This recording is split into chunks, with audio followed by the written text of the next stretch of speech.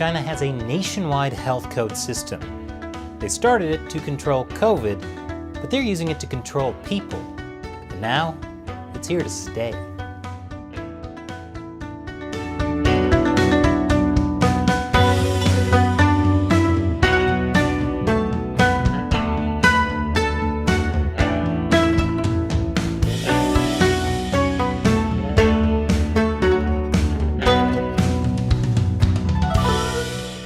Welcome to China Uncensored. I'm Chris Chappell.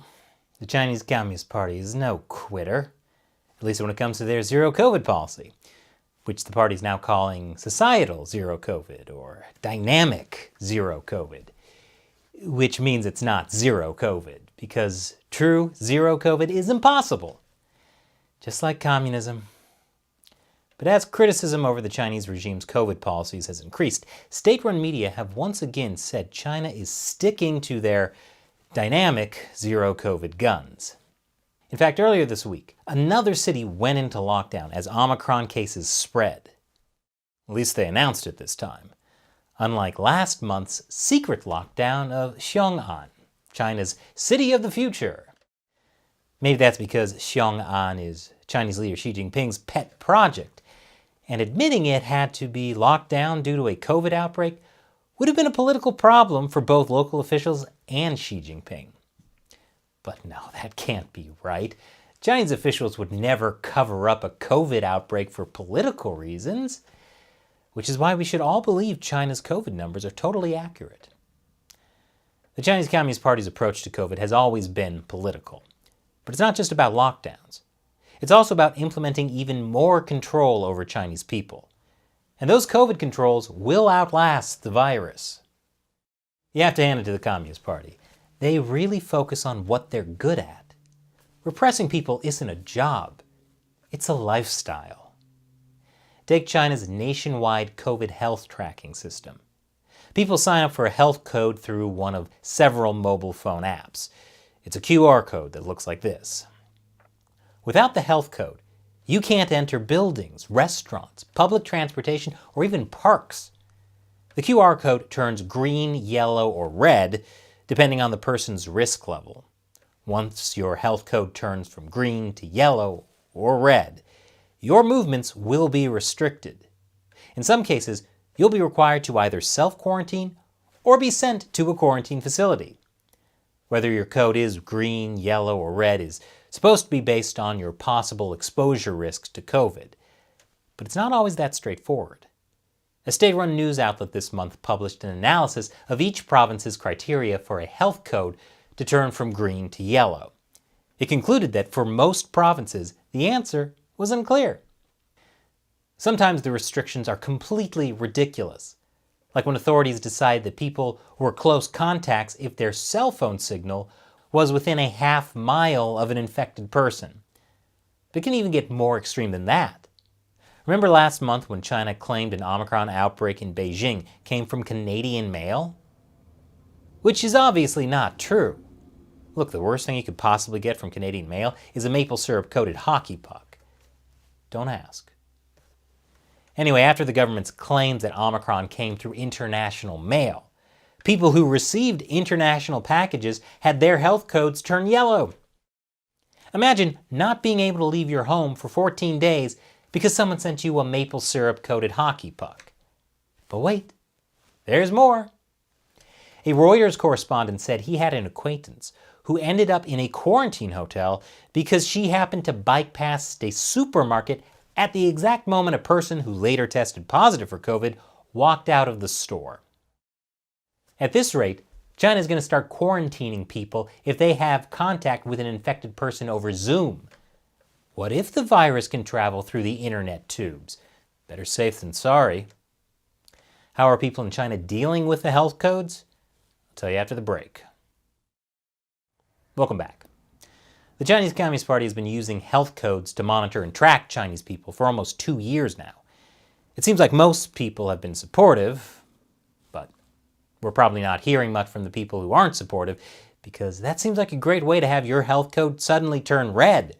Forever. According to a Chinese blogger who has written about health codes and privacy, most people have made a mental trade-off of giving up some of their rights for absolute security, which always works out great. But even in China, people have raised concerns about data privacy with health codes, especially after reports that some cities want to make the health tracking apps permanent. Chinese authorities responded to these privacy concerns by issuing regulations to make sure the Chinese tech companies operating these apps respect people's privacy, which is like the head of the mob telling you he'll make sure your restaurant is safe for a price. The price is that these health tracking systems share information with the Chinese police. And not just the police. For this high-tech health tracking system to work, the Chinese Communist Party also needs an army of millions to enforce their zero-COVID policy.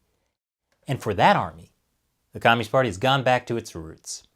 It uses what's called a grid management system. Under the grid management system, cities, villages, and towns are divided into sections, sometimes of just a few blocks, which are then assigned to individual workers.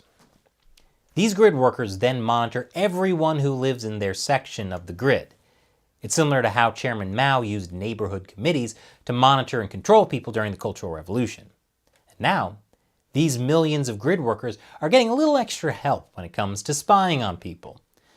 The central government has directed the police, as well as internet and telephone companies, to share information about residents' travel history with community workers so that the workers can decide whether residents are considered high risk. It is possible to not use a health code app in China, but then your movements would be heavily restricted. Zhan Aizhong, a former journalist in Hangzhou, has refused to use the health code, but it means moving around is difficult, and he finds it hard to explain his reasoning to workers at checkpoints. I mean, why wouldn't you want the Chinese Communist Party to be able to track your every move? If you're worried about it, that obviously means you've done something wrong that you're trying to hide, like receiving Canadian mail. That's how Chinese authorities see it, at least. More after the break. Welcome back. Now, it may have occurred to those of you watching this that an opaque system run by an authoritarian regime using technology to spy on people and control their movements might be ripe for abuse. You would be right. And the Chinese Communist Party has already used the health code app against the lowest scum in society, human rights activists. Xie Yang is a human rights lawyer. Back in November, Xie wanted to travel to Shanghai to visit the mother of a Chinese dissident. Police warned him not to go. Xie tried to go anyways. His health code was green and there were no COVID cases in his city. Then, after police tried to stop him, his health code turned red. He successfully resisted being put into quarantine, but he was stopped from traveling. And last month, Xie was detained for inciting subversion. Wang Yu is another well-known human rights lawyer. She says Chinese authorities have tried to use the health code app to stop her from working. When she tried to enter Beijing last November, her health code app made it look like she was coming from a city with a COVID outbreak, even though she wasn't. That would have blocked her from entering Beijing.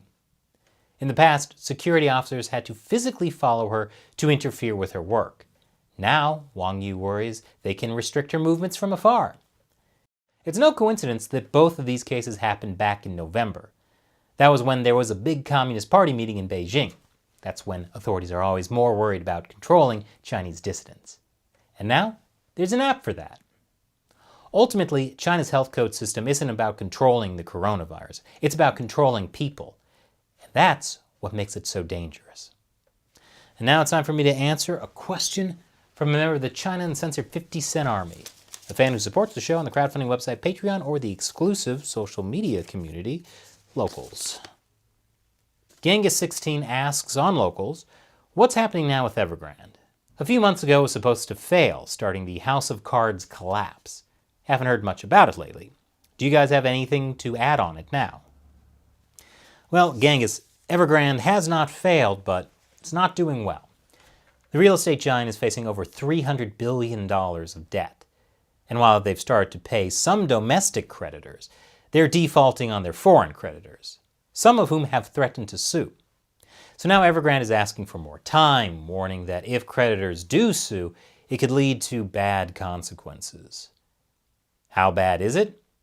Well, the company's chairman has been selling off his personal assets to keep Evergrande afloat. But it looks like the Chinese regime is also trying to keep Evergrande afloat by helping the company restructure its debt. The Chinese Communist Party will do whatever it can to save the real estate market, because so many Chinese people have their money there. If it did collapse, it could lead to protests across the country. But they've got their work cut out for them. There's a ton of bad debt in these huge companies, and Evergrande isn't the only one facing problems. It's too soon to say what will happen, Genghis. We'll just have to wait and see. Thanks for your question, and thank you for supporting China Uncensored on Locals.